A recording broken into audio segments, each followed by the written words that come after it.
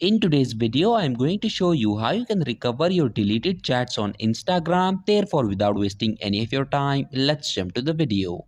So in order to recover your deleted chats on Instagram, you need to open the Instagram application. Click on these three horizontal lines at the top right corner of your screens and go to settings. Now tap on the search option and in the search bar, you need to type download your information.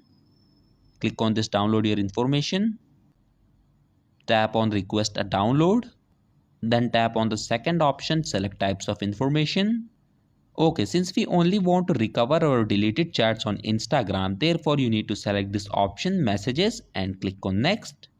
Tap on this date range option and select the time frame of which you want to recover your deleted chats on Instagram.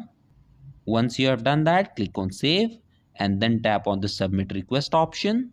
Okay, now a file containing your deleted chats on Instagram will be sent to your email address. Once the file is received, all you have to do is to download it. And after that, your deleted chats on Instagram will be recovered. So that was it for this video and I'll see you guys in the next one. Peace out.